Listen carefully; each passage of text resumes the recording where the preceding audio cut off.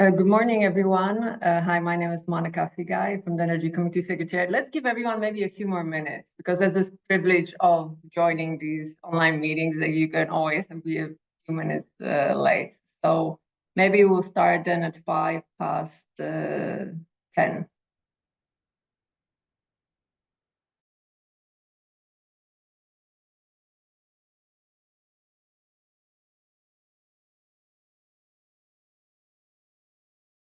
I'm happy to see a lot of familiar faces here. I think are the fans of Just Transition, if they're not on holiday, have the possibility to join us today. Hello, Monica. Hello, everybody. Hello, good morning.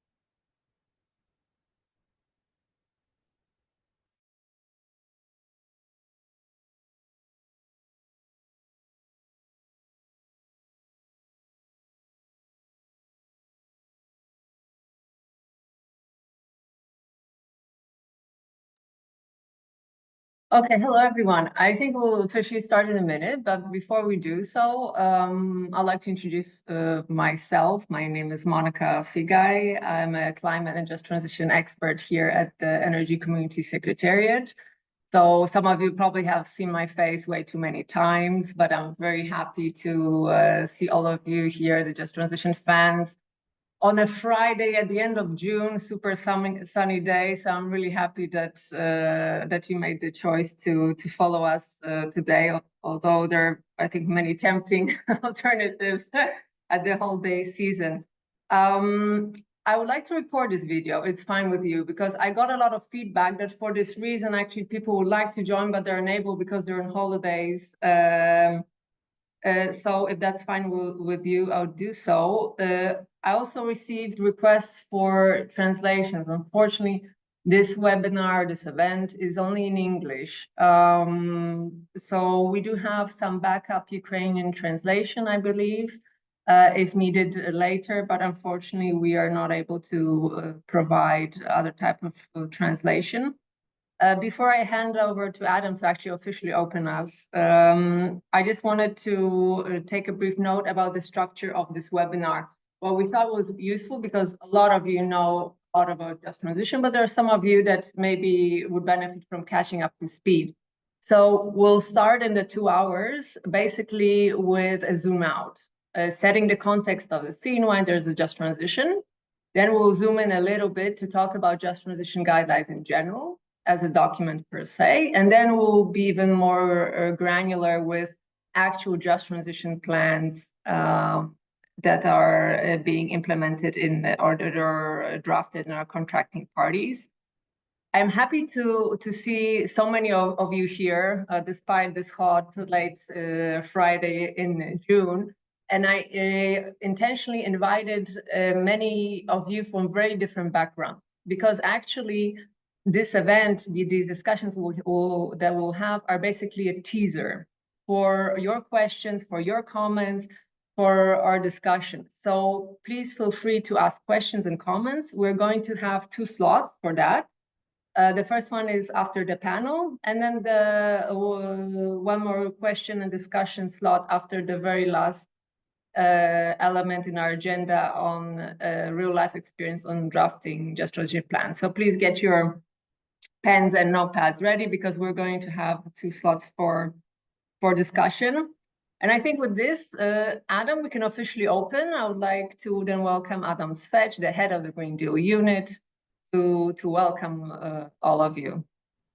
Over to you, Adam. Thanks a lot, Monica, and good morning indeed to the big Just Transition family, and thanks for being with us today, and thanks to my team for summoning you today for this, I think, good and timely discussion regarding planning for just and sustainable energy transition. Let me maybe indeed start from zooming out a bit. Some of you, I mean, majority of you, I'm pretty sure already know the context of the discussion very well, but let me refer to that nevertheless. You know, in the energy community, the energy transition is, as we always say, not longer a question of if, but really a question of how and how fast. But at the same time, I think it is important, specifically this year, in the context of what has been discussed in the European Union, to bring another question: at what cost, yes, this transition can take place? The cost borne by the citizens, the cost borne by communities. This is a very important part of this equation, and this is also the essence of the concept of just transition. One of the main dilemmas, as we all know as well, for energy community when it comes to just transition lies really in the big question of replacing aging and inefficient infrastructure across the region. A lot of countries share the same coal problem, but just transition is a bit more than just replacing coal infrastructure. It's really a topic which has to be considered as a package deal. This can only be tackled properly if properly planned. And that's yet another well-known, I think, slogan, but yet very important, if not the crucial aspect of tackling just transition, and also the very much of a background of our guidelines. And the package deal that we have been always talking about must include the key political decisions concerning measures to be taken at the country, at the regional level, concrete timelines, concrete mitigation actions, because this is all about having a very well structured deal when it comes to just transition. And if we look into the European Union, let's say the Green Deal governance framework, as it is prescribed in the EU, has provided European member states with quite well-defined planning tools and financial support to do exactly that. And it's been years since in the EU just transition mechanism has been functional with tangible results. And our role in energy community, and our role as an energy community secretariat, has been to ensure that this EU approach is followed to the fullest possible extent in energy community, And that's also the main purpose of the guidelines presented today. Marta from my team will be presenting in more details. First, maybe important conclusion, driving and setting the scene really is the just transition should be a substantial part of climate and energy governance. Policies and measures for just transition must be part of the overall plan. And this is why the just transition must be fully integrated into national energy and climate plans, our favorite NECPs, which are the cornerstone of strategic planning in our contracting parties. As you, or majority of you know, as Secretariat has been diligently screening national energy and climate plans. We have been provided recommendation to the draft plans that are now consequentially being adopted. However, the recent assessment of those plans has revealed the clear gap. Just transition aspects are often underdeveloped, particularly in terms of objectives and policy measures and proper inclusive planning. They're also often neglected financially at the national level, being assigned lower financial tax than, for example, still present subsidies to the fossil businesses. So this is a clear observation that we take. Second big conclusion of the guidelines, but also of really where we are, is that the story that just transition planning and just transition plans that we would like to contracting parties to prepare should be synchronized with the story told by key policy strategic documents, specifically NECPs. And those just transition plans, which are really a tool that EU countries are using, should reinforce and detail the policy measures that must be clearly outlined in NECPs. All of those documents have to speak the same language. All of those documents have to have the same narrative and tell the same story. This is sounding very clear, I think, and obvious, but yet it is still a big problem that we observe, that there is a lack of proper synchronization of key planning documents and the long-term story and narrative that they should tell. Our policy guidelines aim to fill those gaps, promote consistent EU-aligned approach across the region. Given the current state of play, we encourage contracting parties to draw directly from the EU experience, especially when it comes to the structure and logic of so-called territorial just transition plans, when they develop their own respective plans. And this alignment will help to ensure clarity and coherence and support the broader objective of the EU accession readiness. And this is ultimate objective of all the activities that Secretariat of Energy Community has been doing and offering to the contracting parties. Final conclusion, just transition plans are to be seen as investment roadmaps to attract financing. In the EU, that is clear that there is a just transition mechanism, which is back-to-back with the plans and which is, of course, offered to the EU member states. This is not yet the case for the EU accession countries, and that's, of course, the big difference that we have in energy community. Yet, planning, alignment with the EU approach to the fullest possible extent, we believe strongly could make donor support, IFI support, or any tangible support much more structured, much more possible, given the clear outline, outline of gaps, financial needs, investment needs. So that would be my main message to set up the scene, and look forward, of course, to the discussion today. Once again, really appreciate that you are with us today from different organizations, of course, from the European Commission, from the civil society, from the contracting parties. Please, as Monica said, please follow with any questions, any conclusions, suggestions, also to our work. And we're looking forward to have a very interesting webinar today. Thanks a lot. Thanks, Adam. And since you already announced Marta, if you could just supplement then Marta what Adam has said at the presentation. Thanks. Yes, sure. Thank you so much. I'll share some presentation slides, which should be visible now. Do you see the slides? Yes, we see them. Oh, wait. Sorry, 1 second.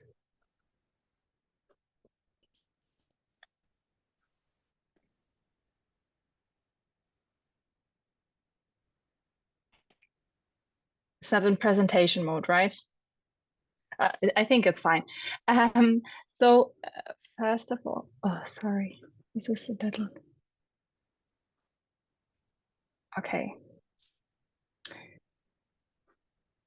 So I will, as Adam has already announced, just briefly mention some of the main points of the guidelines, why we developed them and what they serve for.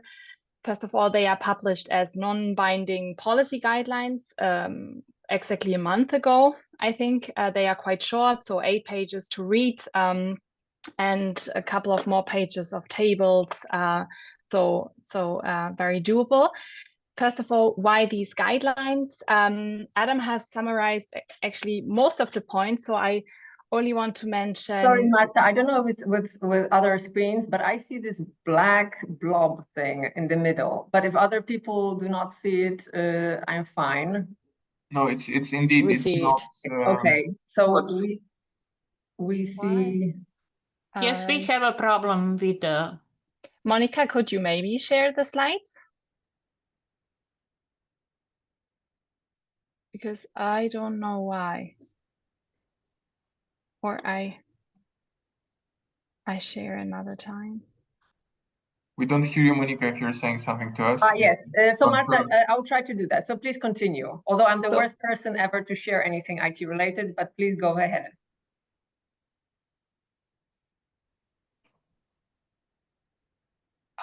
Okay. So sorry. So I only want to then add some one point to Adam's contribution.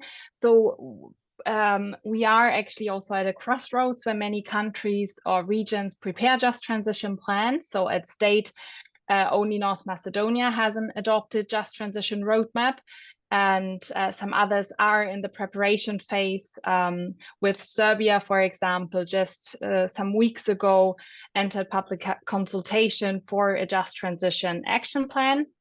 So here it makes no sense that countries drift away from what is done in the EU, such as the territorial just transition plan framework. So the guidelines should provide a structure to align just transition plans as much as possible with EU requirements. So what is in them for you? The guidelines offer direct practical support for integrated just transition planning. So I see the slides are popping up. So this I have already mentioned. So maybe you can move to the 3rd slide. So exactly what is in there for you? First of all, we have templates for reporting on just transition within NECPs and NECP progress reports in accordance with the adopted governance regulation and also the implementing regulation. So if you could just move to the 3rd slide. Exactly this one. So starting from this year, contracting parties are required to report biannually on the impact of policies and measures outlined in the NECPs through the submission of integrated progress reports. So Article 15 of the implementing regulation specifies reporting on just transition, along with reporting templates, which are outlined in the guidelines as well. So slide 4 just shows what we have included in our guidelines. I will not go into the details, but they are basically tables explaining how you can assess the impact of the NECPs on jobs, workers, and regions, as well as on the promotion of human rights, gender equality, and also inequalities and addressing inequalities in energy poverty. Then 5th slide already, again, back to what is in there for you. So the second part, what's in there for you is guidance and also templates for preparing just transition plans. What did we actually do here? So we took the Just Transition Fund regulation and particularly Article 11, and it's extracted topic by topic what should be reported on within territorial just transition plans in the an outline for such a plan. So this is summarized in slide 6, where you see we have 5 sections. The first section, Monica, could you move to the next slide, please? Thanks. First section describing the transition process. One slide before, sorry. Describing the transition process and identifying the territories most negatively affected. The second would then cover an impact assessment of plan transition, needs and objectives to address that expected outcomes are in line with other strategies on national, regional, and local levels. Then the types of actions should be outlined, needed to actually achieve the objectives and also to alleviate the assessed impacts, with the last section highlighting the governance framework and mechanisms, including various parts. So also here, stakeholder engagement and monitoring and evaluation measures, and also responsible institutions can be really found in the guidelines, where we explain section by section also what it would include. Just one more thing here. So just transition plans can be created at the regional or national level. And when it's on national level, it should be really clearly defined, the territorial scope. And also it should be ensured that regions in transition have enough ownership over both the formulation and also implementation. So the last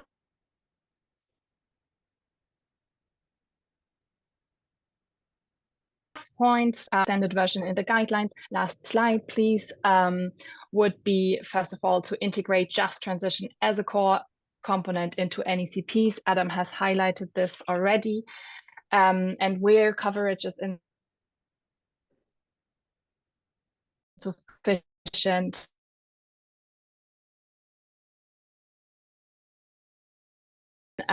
undertaking detailed territorial impact assessment are important. We actually just a few days ago had heard from experience from Poland that there's a strong advice to have research, strong research and analysis and proper numbers. This can already be connected through strengthened cooperation, for example, with universities that are then brought also into the process. Then also operate.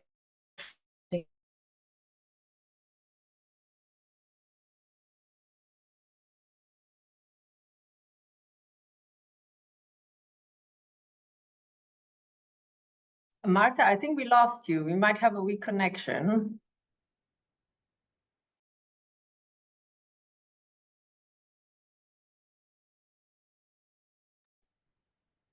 Okay, I think Marta, you froze or we lost you. But since we're towards the end of the presentation anyway, I think I'll stop sharing, because the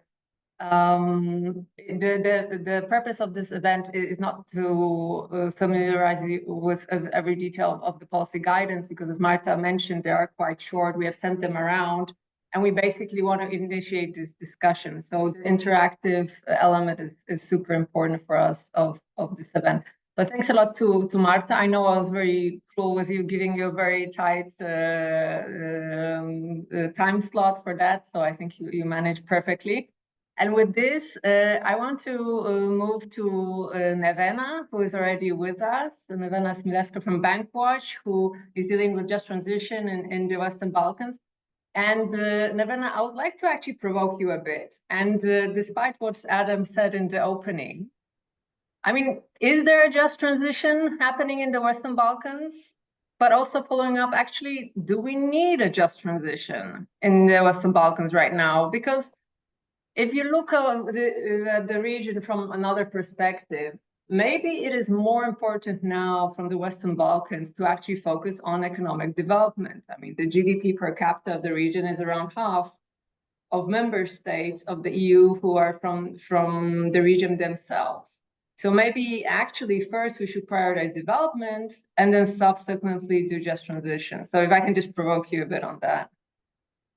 Thank you, Monica, for hearing me, and thank you for this very interesting question. So I'll answer in a similar line. So if we talk about energy, just transition is not necessary. It is only necessary for the people and for the communities that are affected by the transition. And considering that things have changed a lot since the 19th century, when people were getting rich from coal, and when coal was economic development, which now it isn't, everyone will be affected by the effects of the market. So we see solar expanding even without support. We see everyone worried about the CBAM, and we are trying to figure out energy storage and grids, because that is what is necessary. What is not necessary is not. What is not necessary is coal. So as we figure these issues out, coal is rapidly losing relevance, and if we want to have who to sell the energy to, the just transition needs to happen now. Otherwise, citizens will seek greener pastures, which unfortunately are usually in other countries. So in relation to the effects of closing the fleet of coal power plants, which in the Western Balkans average about 40 years of age, and we still depend on those very old power plants, we have two choices. So the first one is to find ourselves completely unprepared for the closures, like something what happened about 30 years ago. And I think that a lot of people here remember that. Or the other choice is to prepare now for the social effects of the closures at the same time as we prepare the technical part of the closures, which of course will put us in a better position in the end once the facilities are closed. Denying that the closures will happen, and of course thinking that this is progress and that we still need to focus on that, will only worsen the situation afterwards. So if everyone knows what is coming and what is done to mitigate the effects, they will be better prepared. I'm aware that this process is very scary and very difficult, but it is also inevitable. So yes, just transition is necessary and it needs to start happening now. But actually, there's something you said, because I thought that you'd actually start with the energy argument, which you did mention in the end. You said the energy fleet is quite over 40 years old. I mean, isn't this one of the problems, that business as usual is not really an option anymore because of exactly for the energy infrastructure as well? But there's another side of this coin, because on the other hand, a lot of our contracting parties are heavily dependent on coal, and this is an issue of energy security. If you have contracting parties like in the Western Balkans, 65% of the electricity comes from coal, and there's one that even has over 95%. How do you deal with energy security in the context of just transition? Indeed, this is the part of energy in energy transition. This is not the part of just transition, but you deal with energy security by running the two processes in parallel. So you plan the transition, of course, you strengthen the grids, you promote the solar, which is promoting itself apparently, because it is economically much more beneficial than coal. You promote energy storage in various ways. Small pump storage is one of the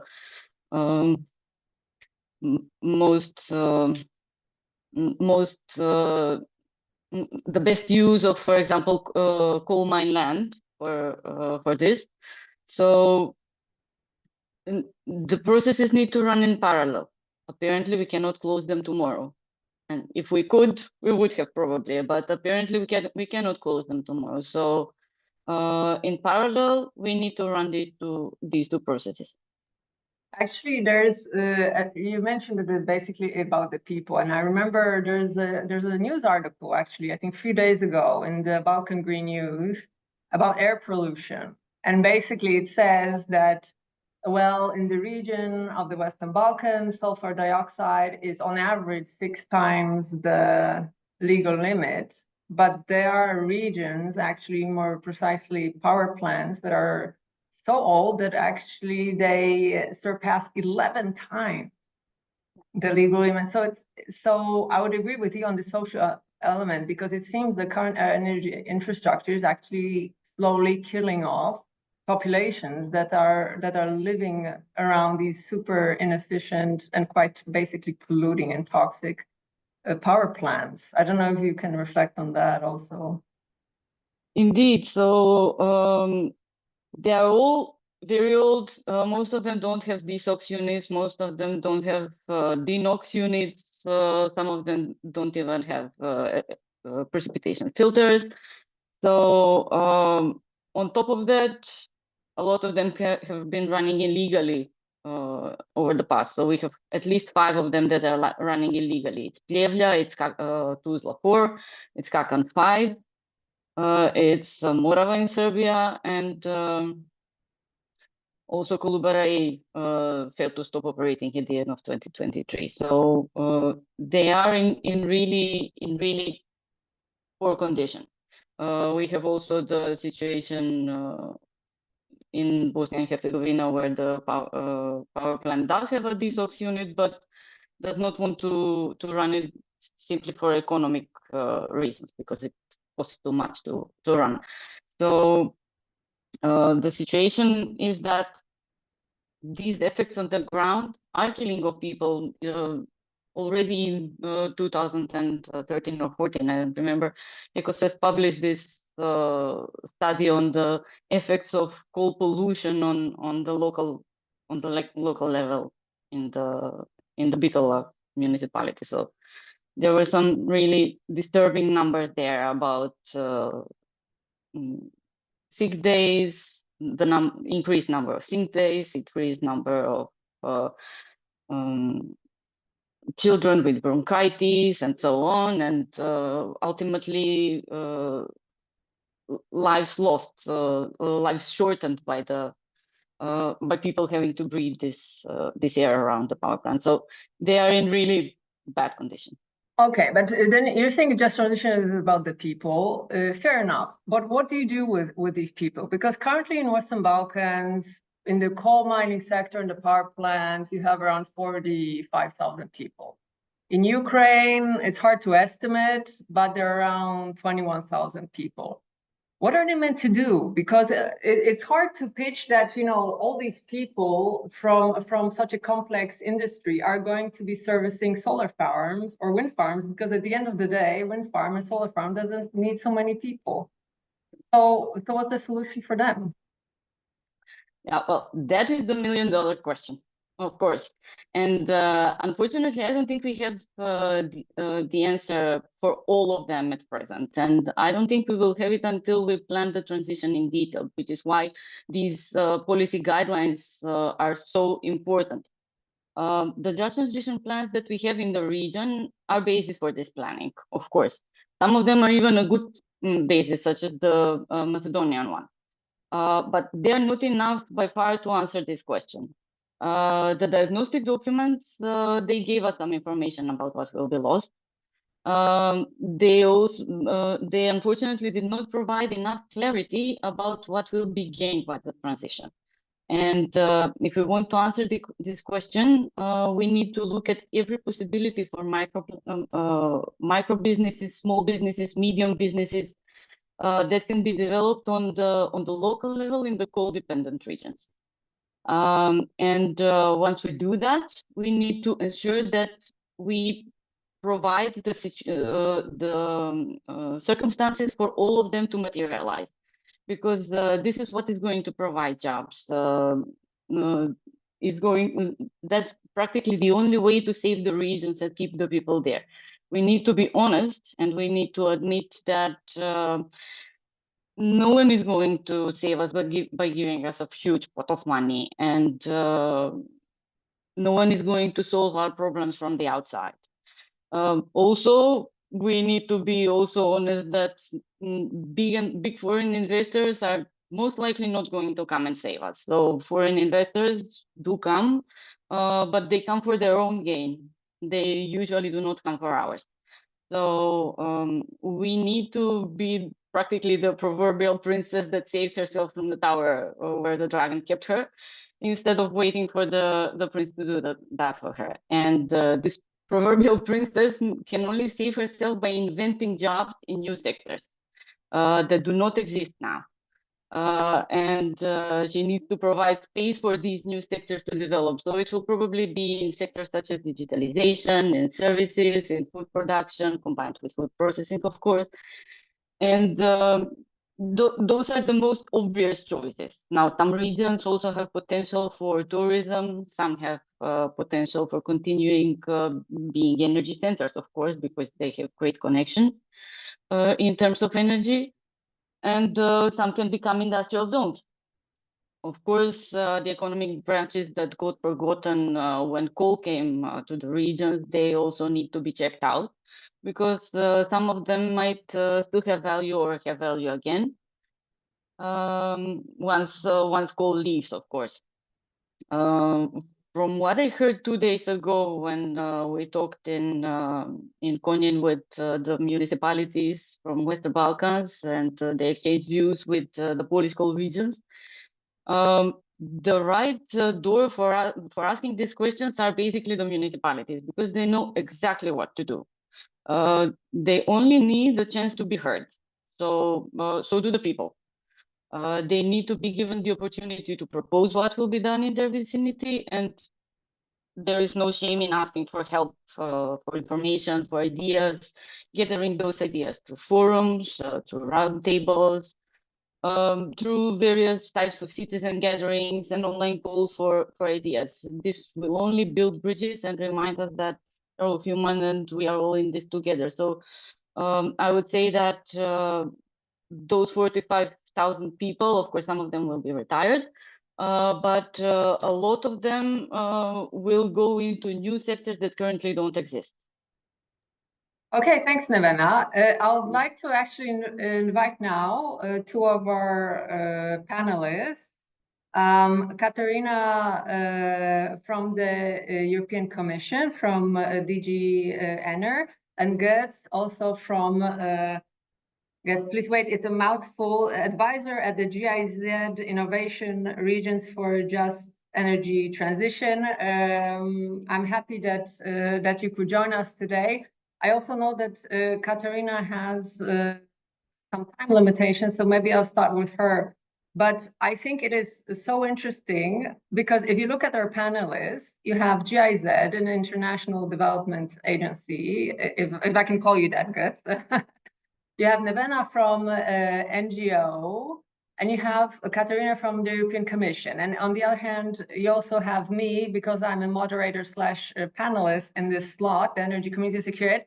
And we're so different, but there's one thing that connects us. We have all developed some sort of just transition guideline. So the question is, why? Why do such diverse stakeholders actually do this? So I think, Katarina, if I may, I will start with you, because I know you're more mindful of the time. So why is having just transition guidelines in general as a document itself so important? Hi, everyone. Thank you, Monica, for the question, and thank you for the invitation. Well, I think if so many people work on it, then there must be something to it, right? So I think when you think about having guidelines, at first, it's always a bit of a counterintuitive question, obviously, because we say that transition is highly context dependent, and you could argue that general guidelines do not really have much value in the complexity, because it's an individual situation and it's very different from other contexts. But I think that especially the complexity and the differences locally can make guidelines for just transition incredibly helpful. And maybe you've heard the phrase that transition can happen by design or by disaster, which I think is a very good phrase to use in this context, because a guidance document can help us where to start. They can help us design better strategies for the just transition. And I think specifically because we talk about just transition often, well, we start talking about it mainly in the context of the energy transition, in the phase out of fossil fuels. But there is, of course, much more than only energy to it. I heard a little bit of the conversation beforehand, and we heard about environmental pollution. We heard about people losing their jobs, and so phasing out coal or other fossil fuels as well, will have an impact on the energy sector, of course. But it will also strongly influence the local environment and the economy of the region, because there might be adjacent companies that will lose, jobs that work with the mines or with the coal power plants, and they will be highly affected too. Young people will see less opportunities in the regions. They might leave the regions to find opportunities elsewhere. So while we start in the energy sector, the implications are much wider, and guidelines can help us to structure the process. And I think especially also they can help us to find the right questions to ask in the process, because sometimes we're like, okay, yeah, we kind of get it. We need to phase out coal, and we need to then look at the workers a little bit. But what about, for example, as you mentioned, the environmental pollution? What about the health implications that we're maybe not yet seeing, or that might come in the future? And so they can help us to build a strategy with a stronger foundation. And I think also important to mention here, if you, of course, structure the process of phasing out coal, of a just transition more, or the more the process is structured, the more just and fair the transition can be, because it gives you an indication what to work on, but also who to involve, and maybe who to involve at what time.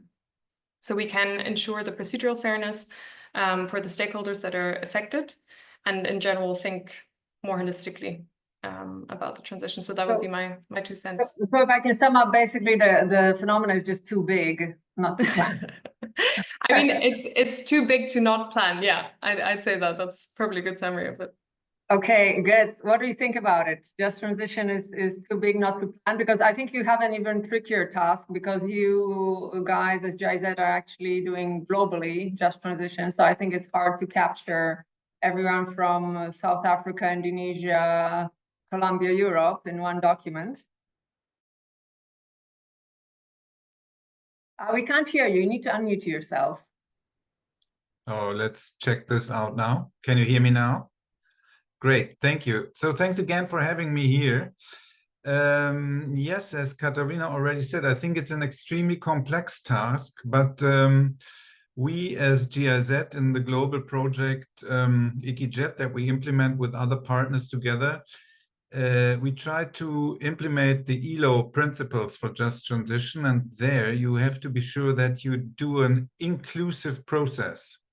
That means that you not only the outcome of the transformation of the economy to a fossil zero, net zero economy needs to be just, but also the process needs to be inclusive. That means all the stakeholders who are affected need to be included into the process.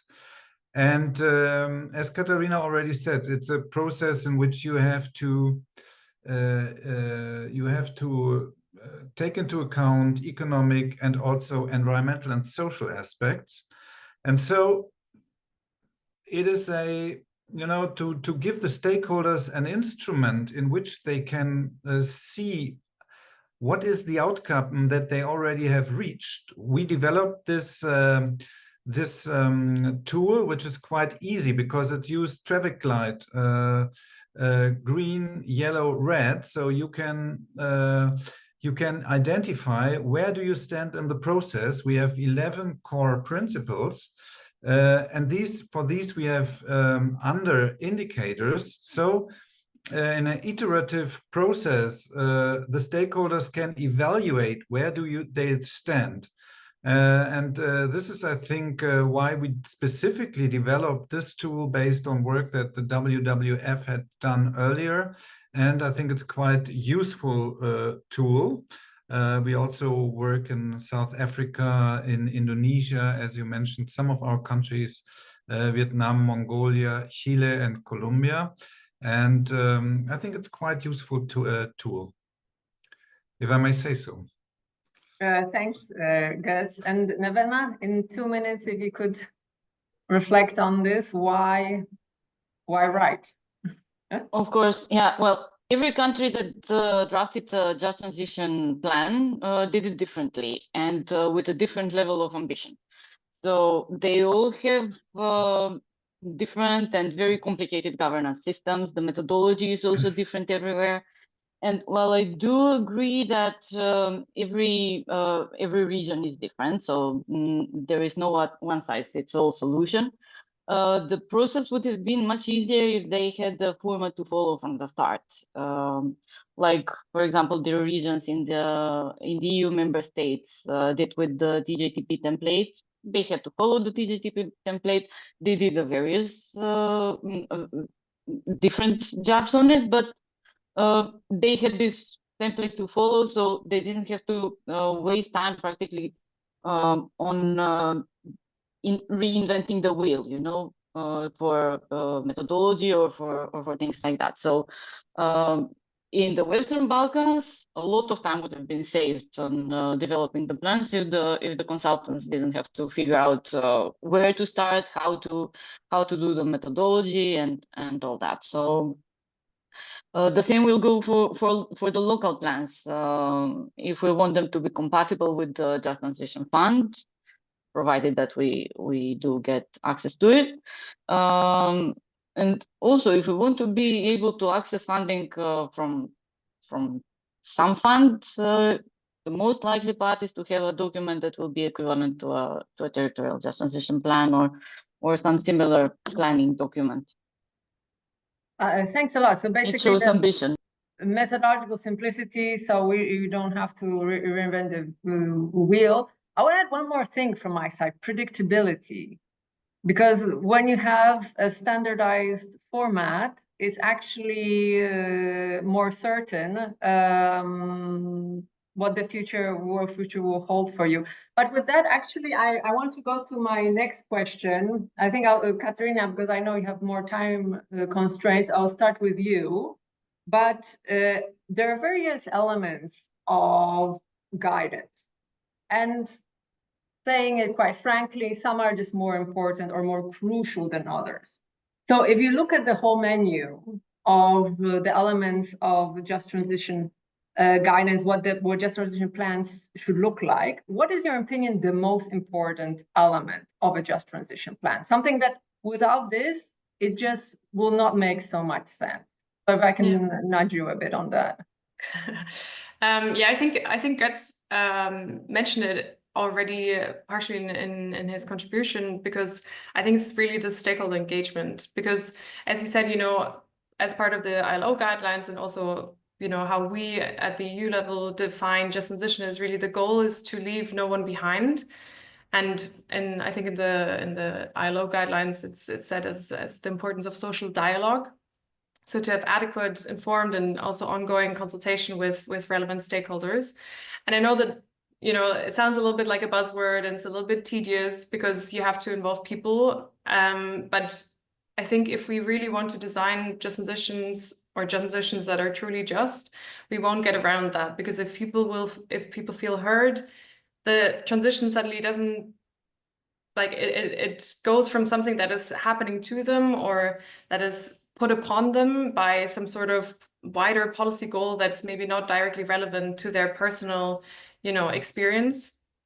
It becomes something that they can actively shape, that they're involved in, that they can bring in their ideas and concerns. And yeah, I think it's also important, you know, to target the stakeholder groups obviously in the right way. Some people might be easier to reach, maybe like company representatives or workers, because they have this structured representation, while others like citizens or vulnerable groups within citizens are more difficult to reach. And I think maybe to close, what the important part about stakeholder engagement is, it's not something that you should just tick like a box with. You can't just say like, oh, okay, we asked somebody about this and then we got their input and that's fine. But ideally, you have different checkpoints, and I think Götz mentioned this in the document that you've developed as well, to have different checkpoints where you keep coming back to the people and say, hey, we've developed this. Is this still, you know, something that you think is useful? How do you see this now? So that people feel involved throughout the process and can give their input throughout. Thanks, Götz. You've been called out. Yes.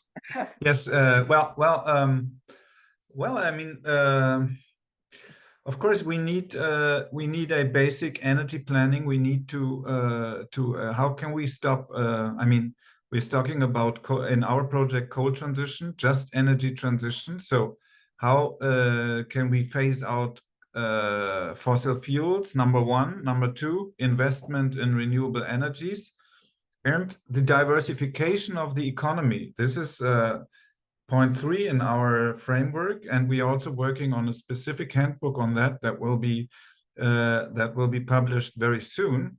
And I think you must offer stakeholders alternative jobs. Yeah. So I think these are the 3 really key issues: phase out polluting energy system, invest in renewables, and offer new job opportunities, opportunities for new enterprises, and so on. These are the 3 key issues, and cross-cutting, of course, make women, offer opportunities to women. Yeah, we want the just transition to be an opportunity for gender equality.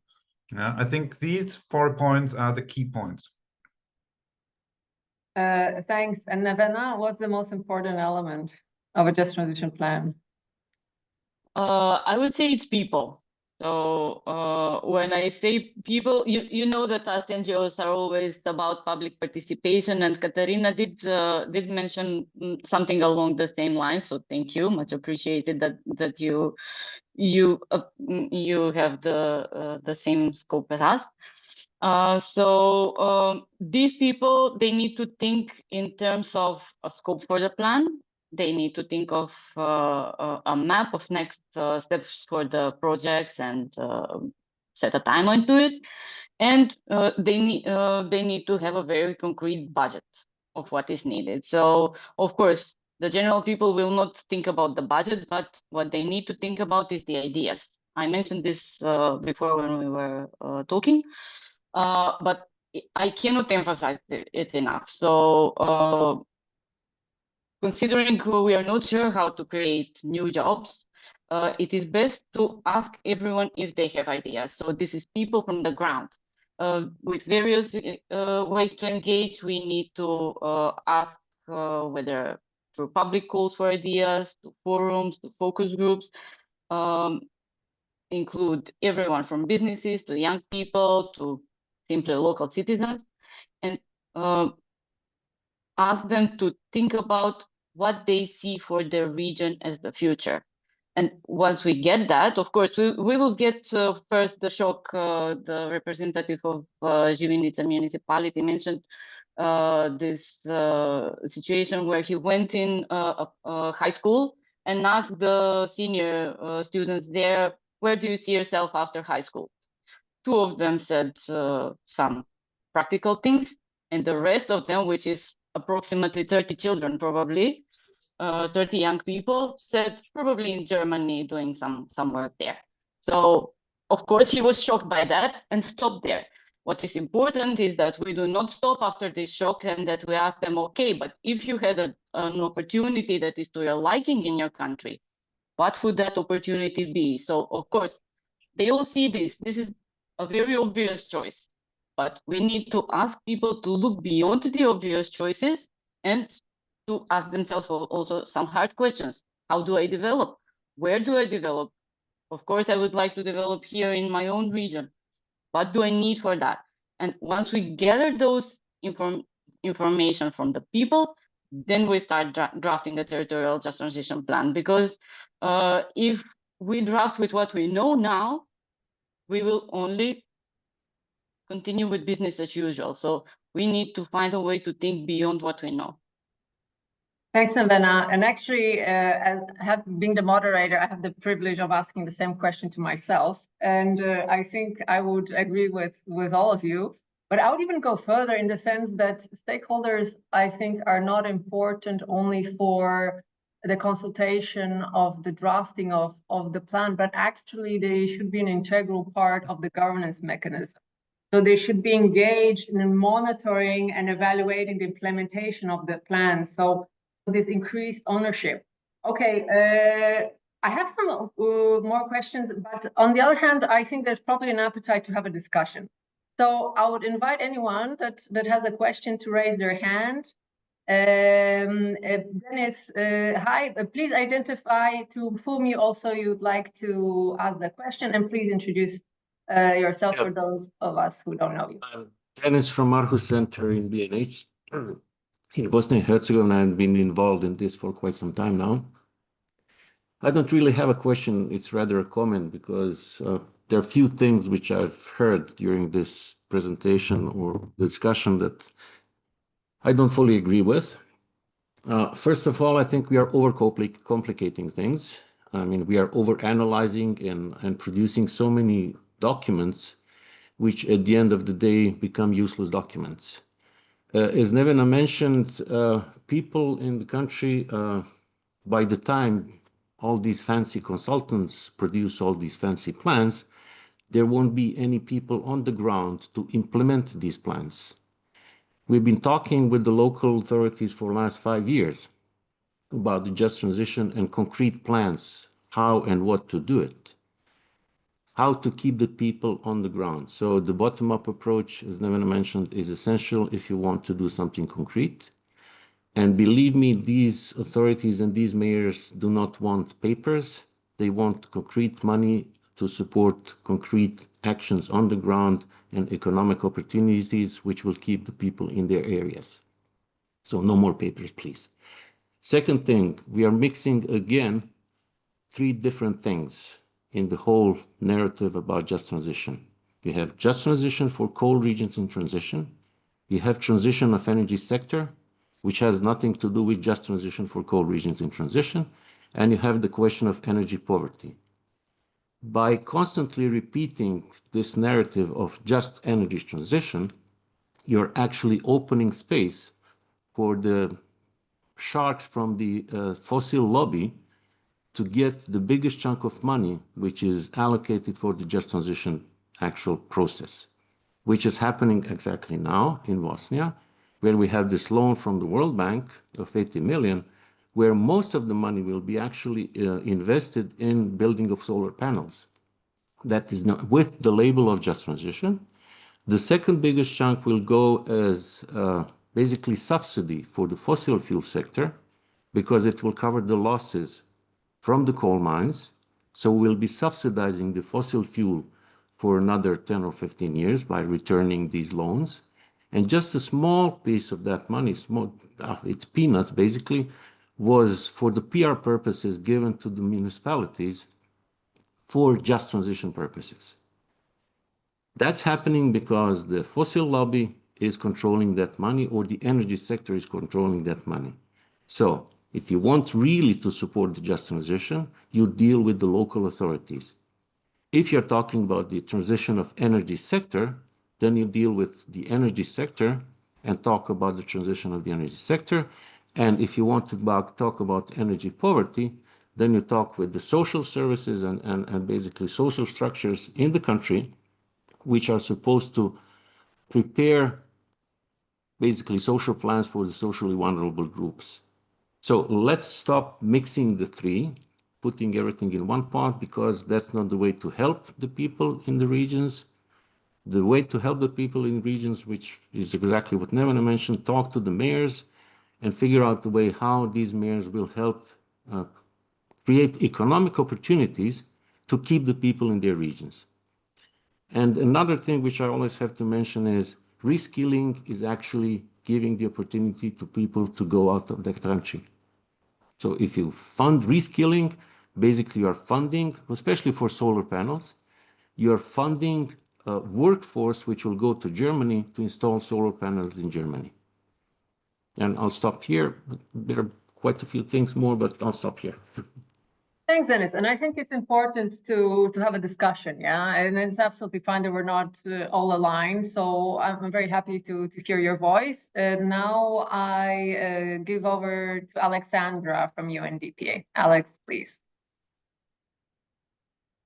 So thank you, Monica, and thank you for the invitation. And this is a real pleasure to have such a big group of people, as you said at the beginning, enthusiastic about just transition. So, and I want to reconfirm that this is really let's say, a hot topic, and to a certain extent agree with everybody with everybody's statement so far, and as Dennis said, also to disagree to a certain extent. And I think this is what I would make a general remark from my end, and that is to reiterate what Dennis said, is that we are complicating things, and we somehow intend to make one step forward and then two steps back.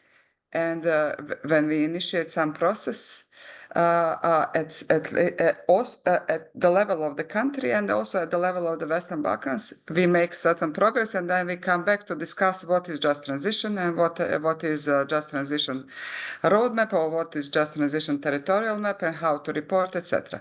I very much appreciate the guidelines, the recent ones. Actually, the intent of the European Commission to help all the countries to have a kind of unified monitoring and reporting mechanisms, or communication mechanisms for everybody. And why I'm saying this is actually, it's, I think, also a kind of learning process from NECP development and communication in the energy community and the secretariat by all the countries from the Western Balkans. And how does it go actually? It's in order to be able, as Dennis said, to get the assistance on the local level, you need to be able to have a proper narrative and proper information on the progress of the process to the entities that you are seeking assistance from. In that sense, I think that all the countries in the region have made a very significant progress in the process of first of all, communicating the needs for just transition, focused on people and local communities, and focused on local economic development, diversification of local economy, reducing the dependence on coal-based industries on one side. On the other side, retraining, upskilling, reskilling of people employed in coal-based value chain, in order to provide them secure future, or some bright future, let's say, or prospects for bright future. And in that sense, I would also somehow go with the let's say the strategy or the approach, actually the approach that the local context need to be considered as the first step, and because it's not the same, it's not actually relevant to develop 10 plans or 10 level plans for Montenegro, having one coal region, one coal mine, one thermal power plant, and then to have a territorial plan, action plan, a roadmap, then combine it with National Low Carbon Development Strategy, NECP, NDC, and then you make a big fuss and make big forest of so many documents, or even wild forest. So no, but everybody's confused. There is a need to have a simple, let's say, documents that are going to be followed and actually implemented in a way for the local and national stakeholders to understand where they are in the process and how they can continue with communicating this process outside of the country. One thing, and the other thing, I think, I fully agree that the communication and collaboration of local and national level is needed, and platforms that exist in the countries needs to be used and further utilized in order not to make an additional bodies and entities that will also misuse the money or the time and the money or the funds, and make additional challenges to everybody on all levels. So bottom line is that we should actually simplify the process, and I would like to actually comment the processes in or actually even have the chance to present the processes in Montenegro. So far, for last 4 years, that the dialogue on just transition took place in Pljevlja, in the coal region, is taking place in Pljevlja, in coal region, that the coal mine and the energy utility, the companies, the energy sector is embracing this process. Slowly, it takes time. And if we don't build trust and confidence, and if we are only talking about certain lobbies or hidden agendas, I think that it's fairly hardly possible to come to a joint and to reach a joint objective. So building trust is very important among all the stakeholders, and bringing together local, and I don't think about municipal administration, I think about local communities, local entrepreneurs who are quitting their jobs in order to work in the coal mine, and it is happening all the time. So this and local young people and women. Somebody mentioned gender issue, actually participation of women in this process, participation of youth who are leaving the areas because of the challenges. And I think that there are positive examples like this. Monica, we've already mentioned this, and I will come back to you after this workshop. Events that are taking place, like summer engineering school in Pljevlja, gathering young high school kids from the entire region and EU for at least 10 days every summer in Pljevlja, providing them knowledge and tools to think about green, innovative digital future is something that we should all, I think, cherish and nourish in all the countries in the region, but also in the EU. I think this is a practice that can be also reflected in more developed countries rather than Western Balkans. Thank you. Thanks, Alex, for that. Actually, this is one of the things that we had a challenge with drafting these guidelines. How do you provide a simple, short, useful document that on the one hand introduces some sort of standardization, but the other hand has to have this flexibility? Because how do you produce something for Montenegro that has only Pljevlja, and for Ukraine that has a few co-regions? Yeah, this whole discussion, national versus regional, and the level of engagement.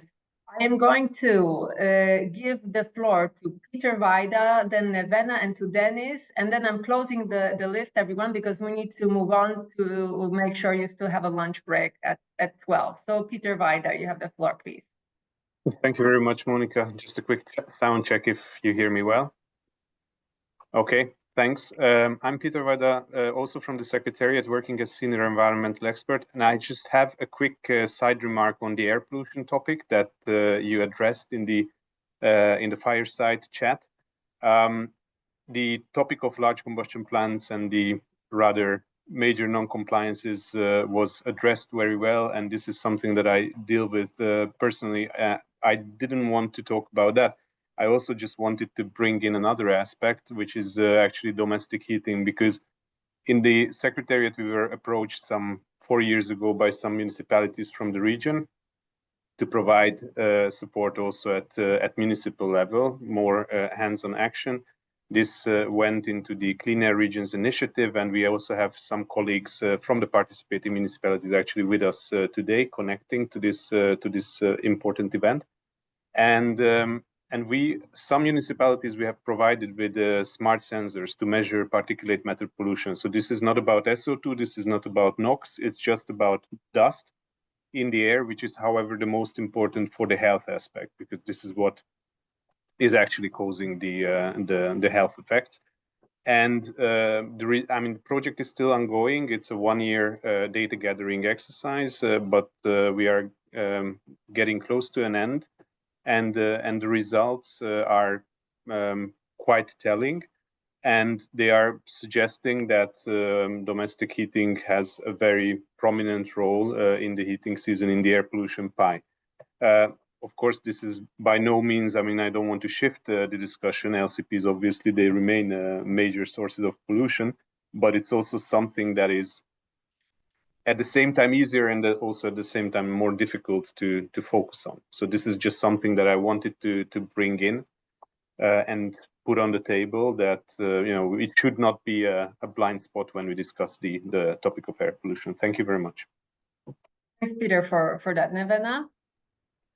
Thank you. I'll just reflect on what Peter said first, and then I will go with the comment that I raised my hand for. So I fully agree with what Peter said, and I have a story from the local level from Zaječar, actually, in Serbia. We went there on mission last year to check how is the situation with just transition there, because they have underground mines there, underground coal mines, which have been working with a loss for decades, and of course they are part of the facilities that will need to be closed. So what we found in Zaječar is the worst air pollution I have seen in the Western Balkans. I come from Skopje. We have had 900 PM. Whatever was the measurement, I can't remember now. So we've had extreme values. So if, with my experience of breathing that daily on a daily basis for winters and winters, I say that Zaječar was worse. This is something really, so you couldn't see basically. And in talking to people, we found out that the reason for this is that it is much cheaper to purchase coal from the local mine of Slugnica. So it is very low quality lignite, obviously, and burn it in your home. On the other hand, why this thing isn't being solved is because the people in Slugnica have only this mine as a job opportunity. So we are turning again to just transition. So we need to provide these people in Slugnica, which is about 300 people, I think, with new opportunities that will not require them to go in an underground coal mine to mine the coal that will pollute their neighbors in Zaječar. So yeah, this is about that. So it is a just transition story again. The reason I raised my hand was that when we say people, so involve people, I do not mean consult them, you know, consult the local, consult the trade union or something like that. I mean, consult people. So be honest about what is going to happen with this process. Be honest that the power plant will close, the mine will close, whether it will be in 5 years, in 10 years. It needs to be said out loud, because people in Bitola, for example, I just spent a couple of days with someone from the municipality in Bitola for this event that I mentioned in Konjen. So the people in Bitola apparently do not know that the power plant is going to close. They do not know, even the workers, they do not know that the energy strategy of Macedonia says that the power plant is supposed to close in 2027. So that's a year and a half from now. And if they don't know this information now, it will be quite a shock. And of course, we will have a revolution on the streets. We need information for the people. So this needs to be said publicly. It needs to be said that we are doing something to mitigate the effects. And then the people will start wanting to contribute with ideas. If you just, you know, gather them and ask them and tell them this process will happen sometime 10 years down the road or 20 years down the road, nobody will contribute. If they have a situation on their hands, you know, knowing that in 5 years there will be no more jobs in coal here, they will provide good ideas. Thank you. Thanks, Nevena. You're actually producing an introduction to our next slide on just transition plans in practice and their design. But before we shift, Dennis, you have the last very slide. short, because Nevena already started what I wanted to mention. The thing is that our authorities are constantly claiming that the coal mines and coal power plants will be working until 2050, which is simply a lie. So if you talk to a trade union person or whoever from, or the local communities, and tell them you need to develop an action plan for just transition, blah, blah. I mean, why would they do it if the authorities said that they will continue to work for another 25 years? Where is the interest? So we have to convince the authorities to finally say the truth, that the coal mines and coal power plants will close in 5 to 10 years maximum, and we have to put our act together and start working. Otherwise, we'll just be talking, and then we'll close down and we have a revolution, because they'll just go bankrupt in 5 years. And that's it. So energy community, whoever the stakeholder from outside, should start talking to our authorities in real sense, not diplomatically, and tell them, look guys, this is the end. Stop lying to your people and start working. Put your act together if you want an action plan or just transition plan or whatever with realistic dates. Otherwise, it's just a fairy tale. Second thing is about the reskilling thing. We have to, even though there are some cases where we have underground coal mines, but the majority of the coal mines are open cast coal mines, at least in Bosnia. So the majority of coal that is burned in the coal power plants is from open cast coal mines. There, I'm sorry to say so, we don't have coal miners, we have truck drivers, we have equipment operators, we have electricians and whatever. And then at least 1/3 of these 40,000 people you have mentioned, or 15,000 in Bosnia, are administration. So what reskilling are we talking about? A truck driver can be a truck driver wherever he goes, or equipment operator or electrician. So once again, we are overanalyzing and building this huge problem without really having a huge problem. So let's stop overcomplicating things and do practical things on the ground. That's it. That's a fair point, yeah. An accountant will still be an accountant, driver will be a driver, not all jobs need reskilling. But with that, I think we can take a deep dive into our last slot, after which we'll also have a discussion before we conclude. And basically, we have reached the most granular level of the just transition plans themselves. And we already had a chunk of this discussion actually now on stakeholder engagement and so on. So with this practical dimension, I would like to invite our speakers.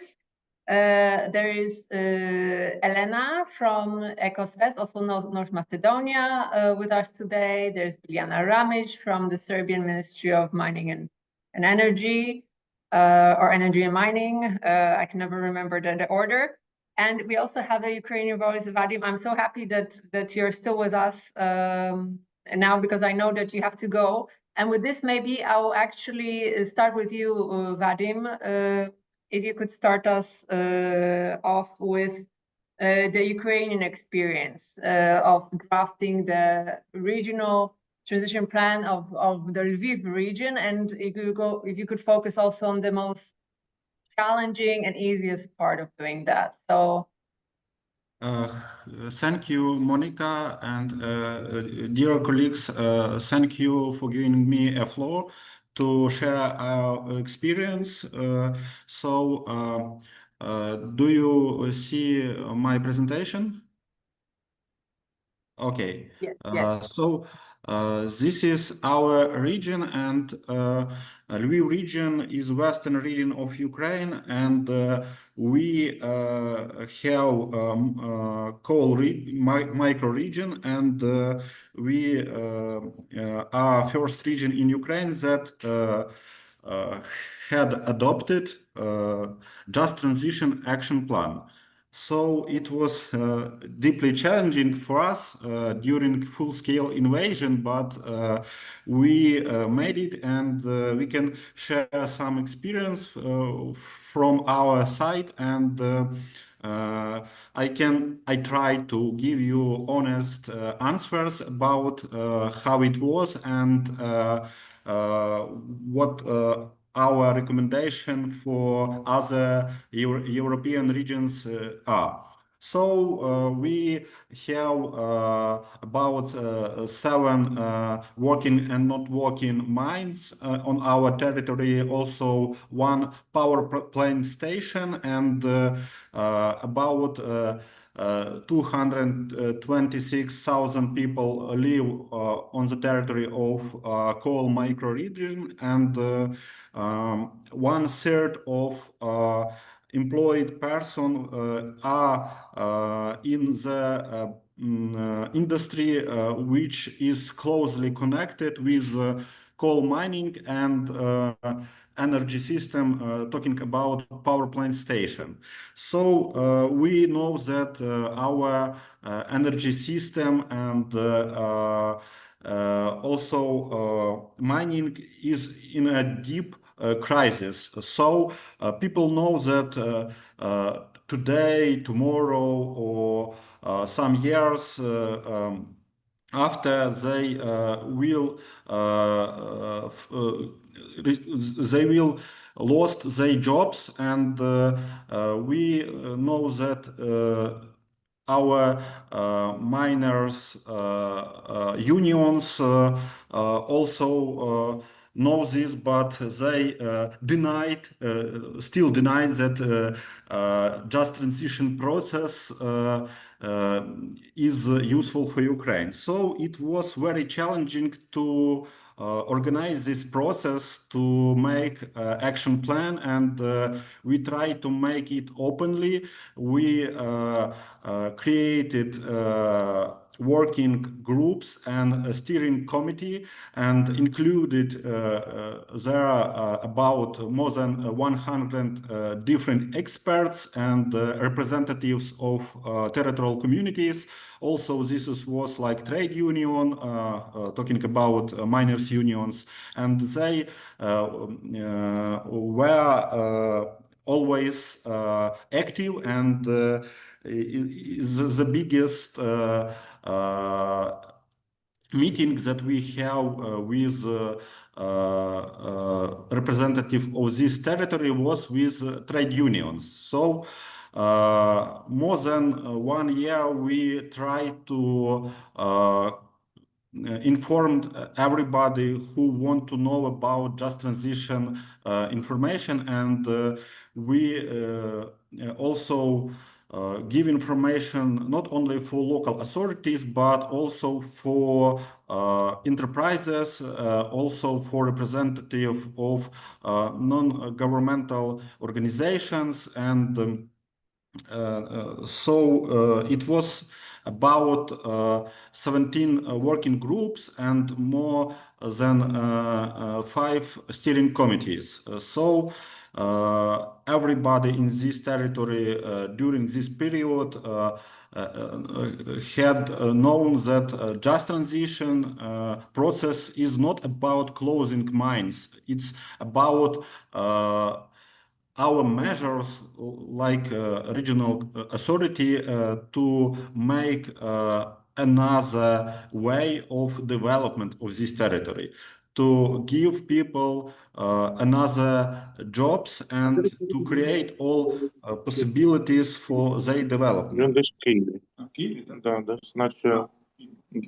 Sorry, Alexei, if you could mute yourself. You're Я його unmuted. взагалі сьогодні навіть запросив сьогодні на зустріч, якщо, але він не зміг, я тоді б з вами погоджував його участь, але я просто запитав, але він не. Alexei, you're unmuted. If you could please mute yourself, thanks.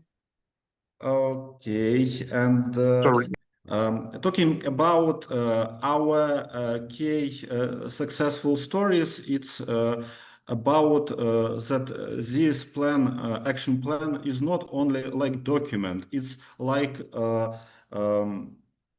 road to make some projects. So we have done some projects, and our communities sees that we not just talking about just transition, but we are doing something, and we made some concrete steps and projects to make sure that all of participants, stakeholders believe us and see that we want to really want to make this process not only like formal but really. And what can I say about our first steps? It was very important to create some platform to communication between different stakeholders and thanking to our colleagues from project GIZ, we made almost unbelievable because before we start, nobody trusts nobody. So now we talk about just transition openly and people believe each other. So also we finished some projects like renewable energy center in our macro region. Also we make some programs for entrepreneurship development of representative of microregion. Also we made some project to give for our city Dobrotvir, which was under Russian attack, and Russia destroyed their energy system of city. So thanking to our partners from GIZ and national government, we made a project for decentralization of energy system of city, which was fully dependable from a power plant station. And also we have made some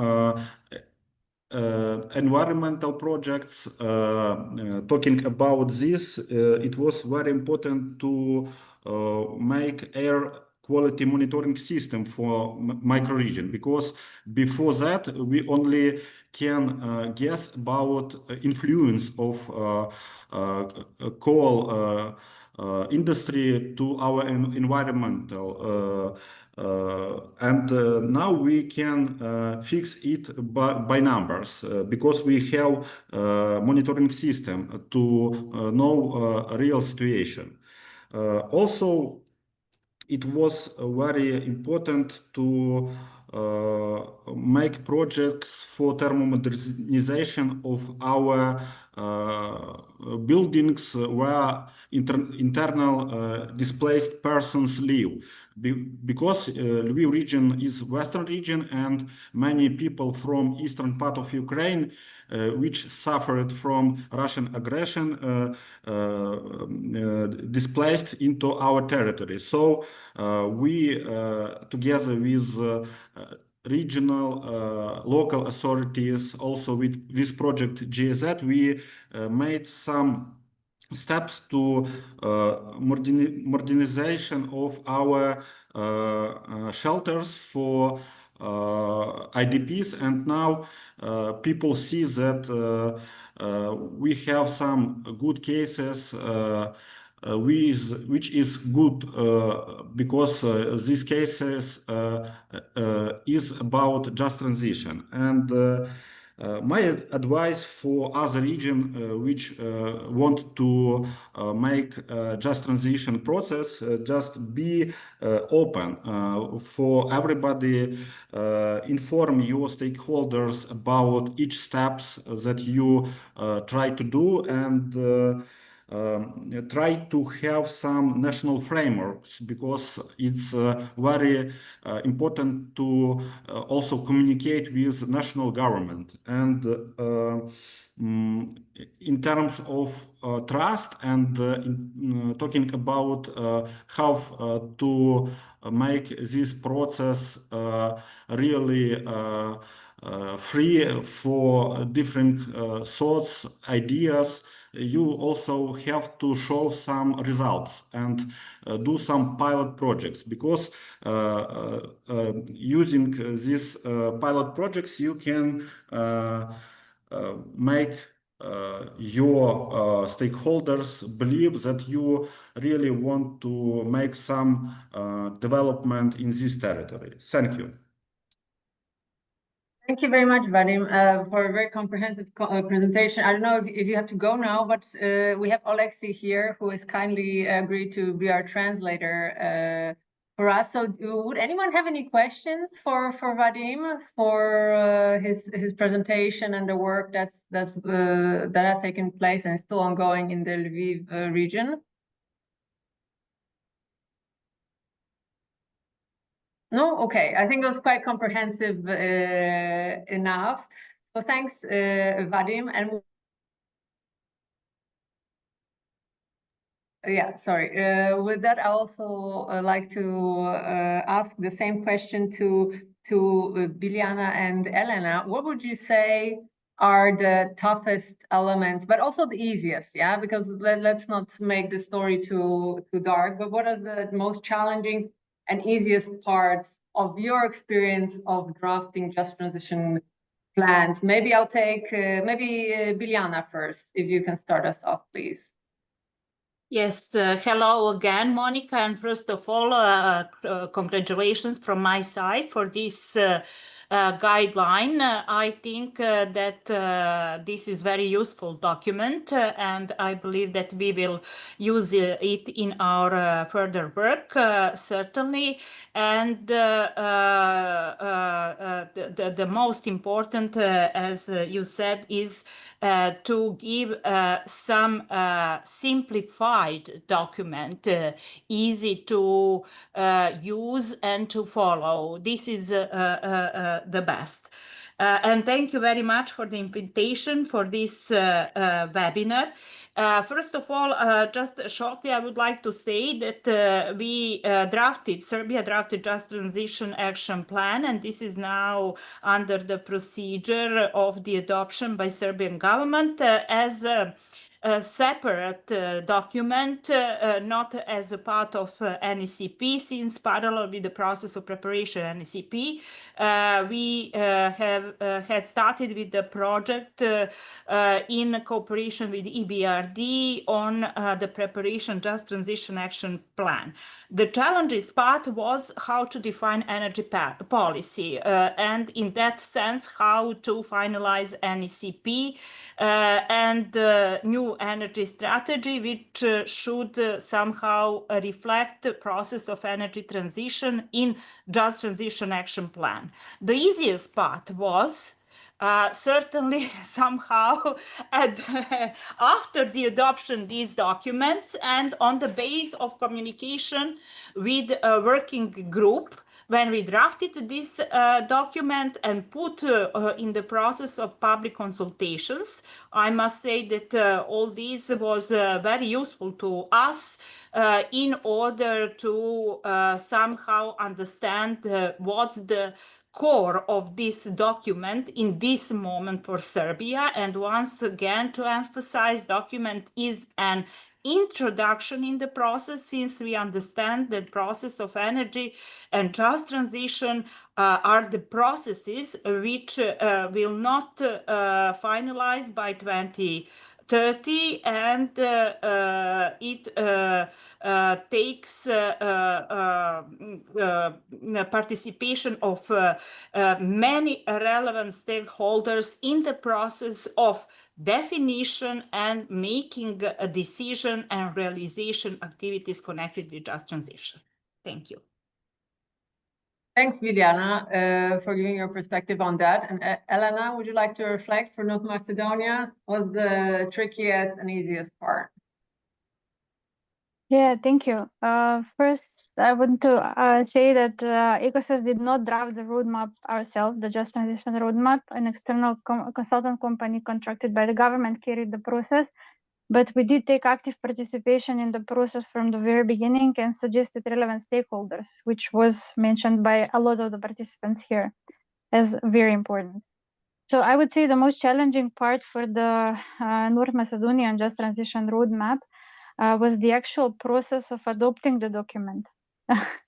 I think this is understandable because it's the very first time that a national plan has the name Just Transition in it, and that itself is a challenge. But it also sets out this just transition governance structure and carries very specific flagship projects that will speed up the country's energy transition. So this is why the adaptation process took a long time, and it was very challenging for the institutions. It meant committing to the start of a list of activities on just transition that the country has to also provide funding for. No. And coming back to presence, where we now want a territorial just transition plan equivalent for Bitola region, it is the same challenge, taking it down to local level, committing to activities we still don't have the funds for. But this process is also about taking the just transition roadmap now and making it operational, actually. Organizing community forums in Bitola, which happened and was very important because it helped find and organize a local government body from coal regions that can take active participation in the central government decision making on the energy transition and lead the transformation locally. And these are the local socioeconomic committees.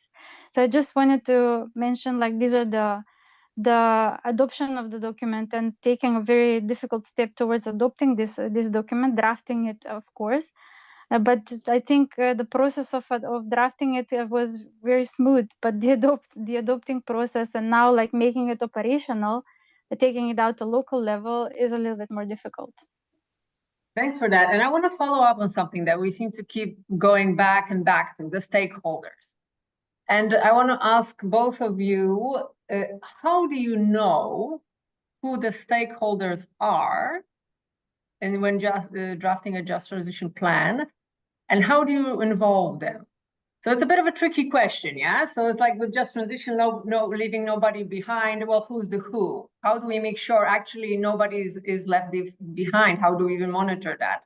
So if, I don't know, does anyone want to volunteer? Elena, Biljana, who will go first? Maybe Yeah. Elena. Okay, Elena, Okay. please. So I think for us, it was important because stakeholders were located through interviews. So first, it was the external consultant locates important key actors in the country, institutions, CSOs, businesses that are involved in the energy sector, and then just did a round of interviews with all of them, including Ecosys, of course, and go from there. And so these, if you have 3 stakeholders that are key, like in the country, in the energy sector, working in 3 different, in the business, institutions, and then CSOs, and then they have a list of stakeholders that can be involved because CSOs know the local landscape, institutions know the institutional landscape and know who to invite from institutions, and then the business knows exactly which businesses will be the most affected and the most interested by the topic. So this was very important because the consultant company was very involved in interviews, like direct one-on-one interviews with all of the key stakeholders, but then with all of the other relevant stakeholders in the country. And I think it's important to note that consultants, it's not very often, but it happens, were very good and had open communication with all national stakeholders, but also national CSOs on energy and climate in the country, and understand the landscape of the sector, the challenges and the solutions. And this cooperation helped speed up the process. So rather than having a very close process between the contracting authority, which is the government, and then the consultant basically opened up to all of the other relevant stakeholders in the country, which speeded up the process a lot and ensured that all stakeholders are involved in the drafting process. Thanks for that. And Biljana, how did you know who to talk to about just transition in Serbia? Okay, yes, first of all, on this project of drafting the Just Transition Action Plan, we established a huge working group consistent of the representatives who are the core of this topic. This, I mean, on the representatives of relevant ministries, companies, local self-government, Chamber of Commerce, Labor of Union, and of course representatives of civil society. But I must say that during the process of drafting, we had also many bilateral or multilateral meetings on a local level with representatives of local communities, regional development agencies, and companies. And of course, it was very important to launch also public consultations in order to inform all relevant society about the topic, the process, and to give the opportunity and the others, I mean also on faculties, institutes, and other civil society organizations to participate and to give opportunity to provide comments and supports from their side. Certainly, we defined in the draft of the Just Transition Action Plan the most relevant institutions or organizations, but it is not obstacle to include and others in the further process of implementation this document. Thank you. Thanks for these reflections. It clearly shows a lot of work has to be done on that aspect, especially since it's so crucial, yeah, as it clearly stands out in our discussion. I want to ask you one more question before I open the floor for any questions and comments. If you could just briefly say in 1 or 2 sentences, what is your advice to anyone that's going to engage in drafting a just transition plan? Like the one thing, for example, they should avoid or they should look out for. So advice for anyone who is going to pick up the just transition pen very shortly. And then we open for questions. Maybe Liana. Okay, yes. First of all, I think that it's very important to include all relevant stakeholders and to establish communication with them. This is very important on the other on one hand. On the other hand, from my point of view, it's very important that just transition is very connected with energy transition, and to have in mind that energy transition is not possible without just transition. This is very, these two processes basically are very connected and at the same level of importance from my side.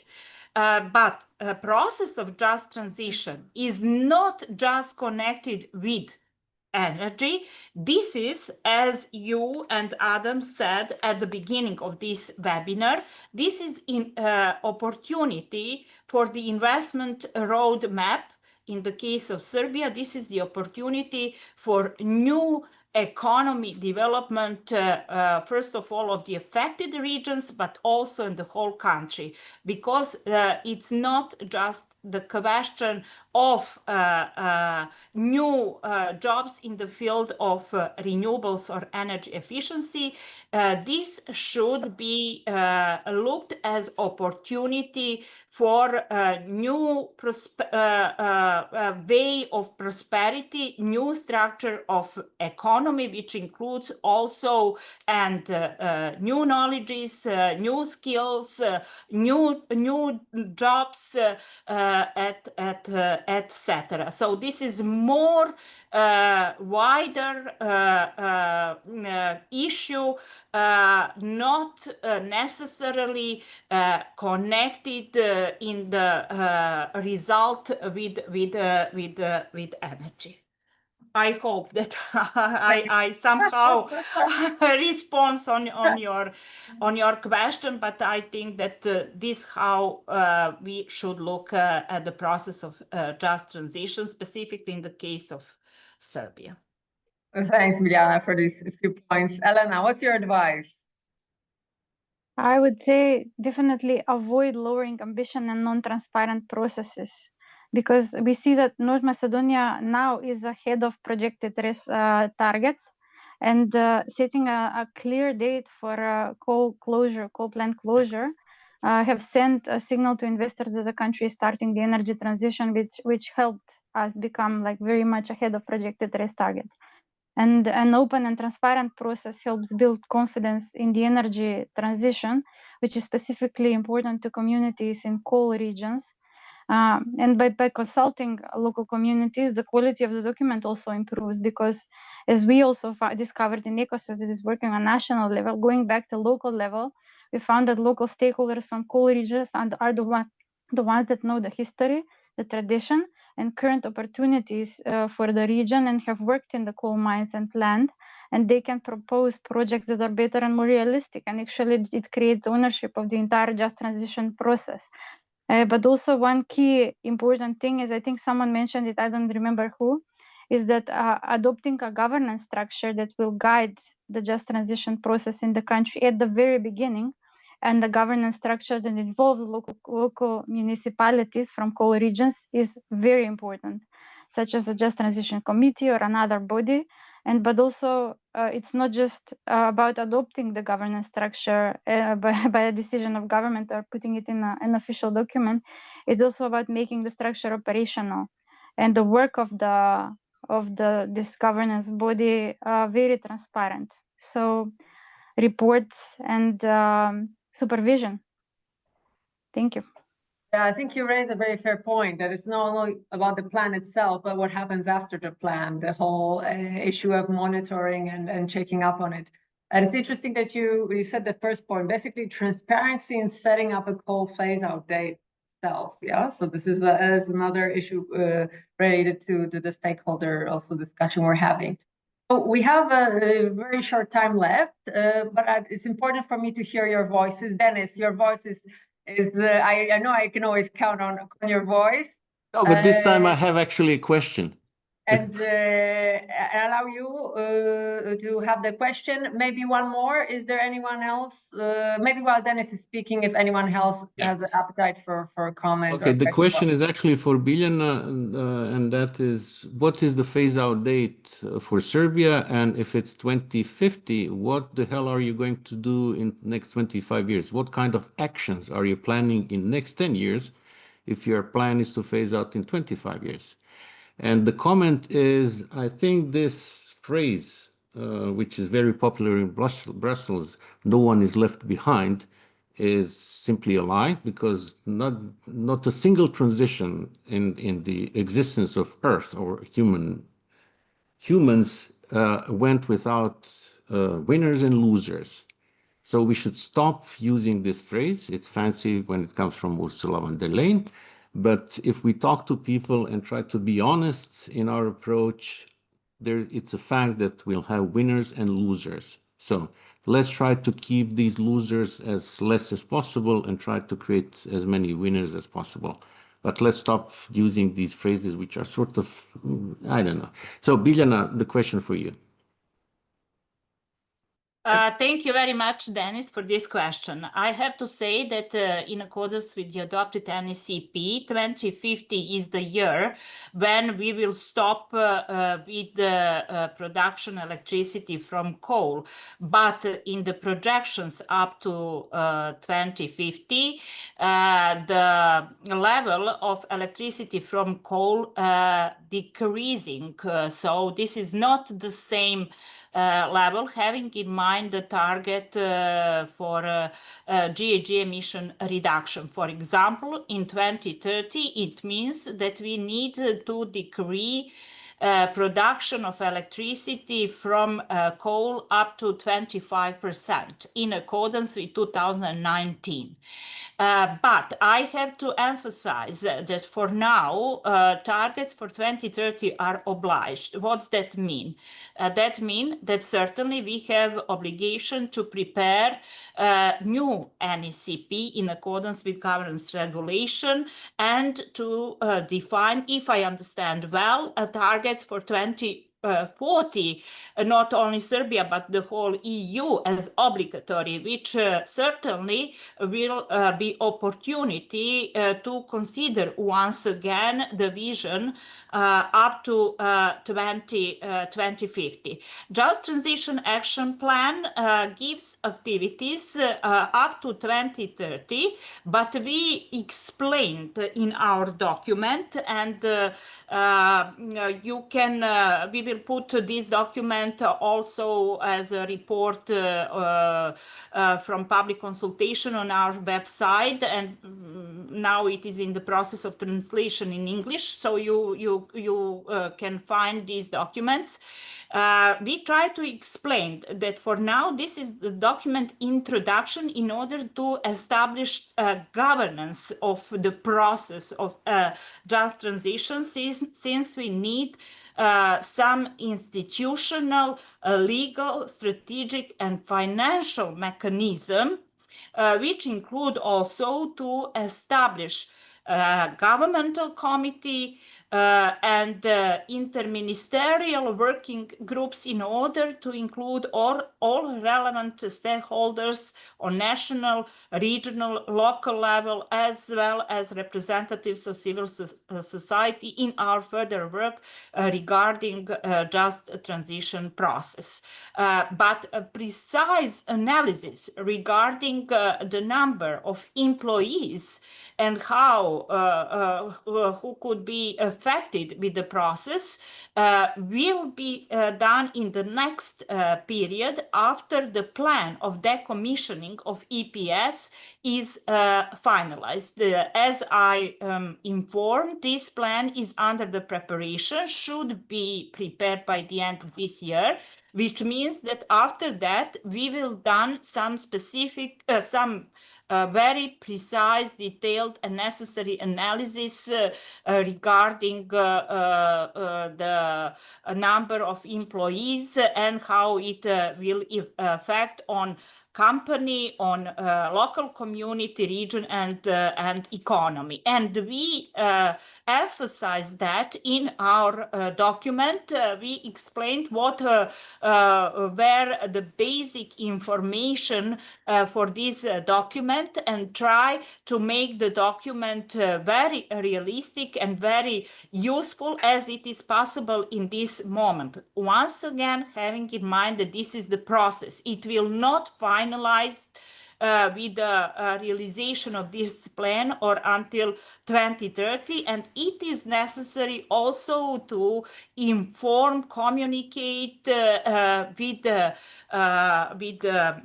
community and the whole society, and therefore we consider that the proposed activities should be connected with all these necessary, let's say, tasks in order to understand the whole process. That's how we consider that. So try that this document is simply understandable and useful, but this is not the end, and we stress that it will be revised upon the plans of decommissioning are finalized and adopted. I don't know. In short, in next 5 years, your action will be to continue to analyze and produce documents. Yes. There won't be any concrete action on the ground. Is that? No. It will be. We put it. Talking in the municipalities, developing something. No. First of all, we have 14 activities proposed in this action plan. So as I said, this is connected with establishing institutional, legal, strategic and financial mechanism, which will provide us necessary funds and communication with local level. Also, we plan to have a program of campaign connected with awareness with the local society. Besides that, to analyze local level from the aspect of economy. What could be potential further development from the aspect of economy in these municipalities and in the whole region? How to somehow mobilize public-private partnership? What could be also reskilling, let's say, necessary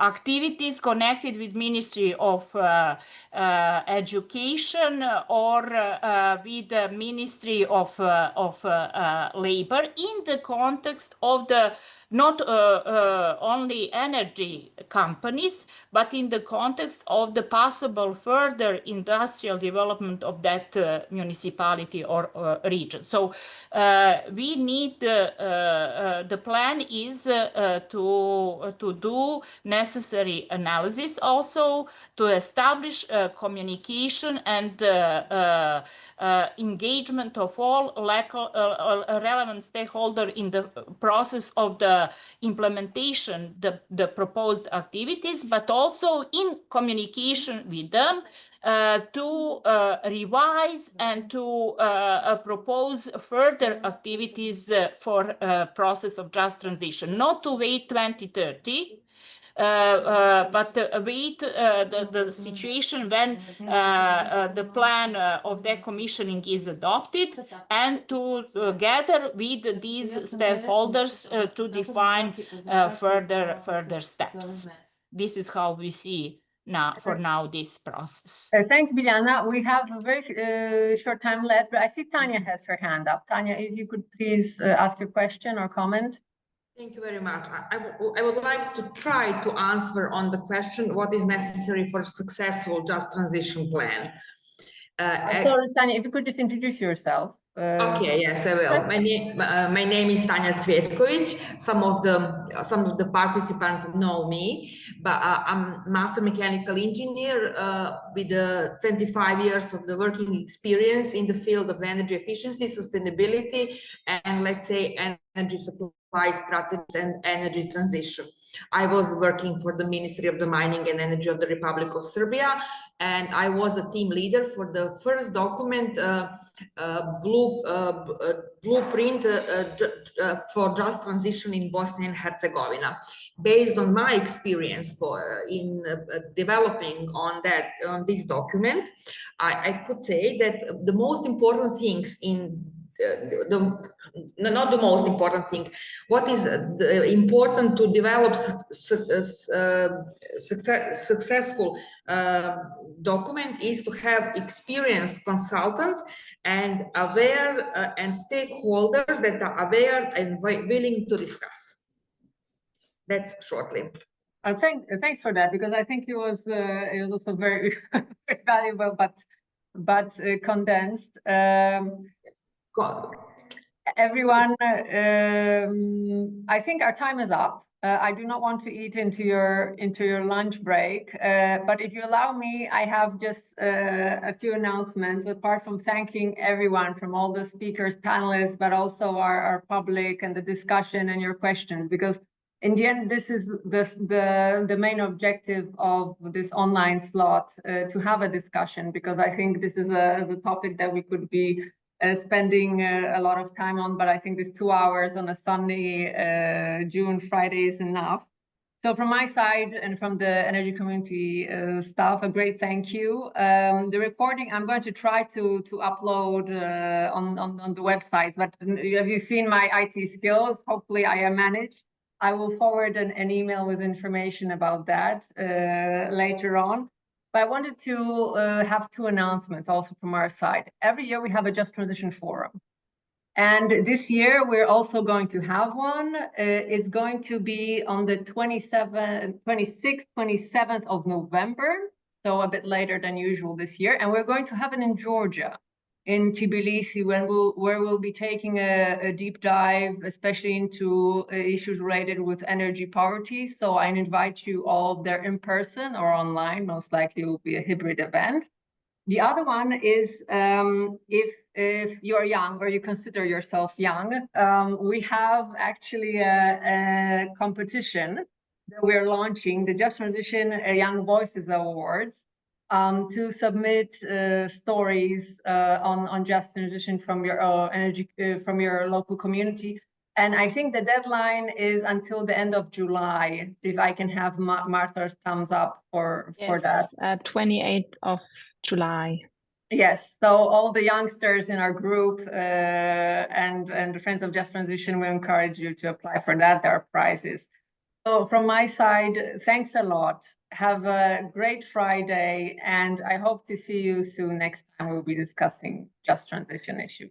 So have a good day and a good weekend. Thank you very much, Monica. Have a nice weekend. All the best. Thank you so much. Bye. Thank you. Bye-bye. Thank you. Thank you. Ciao.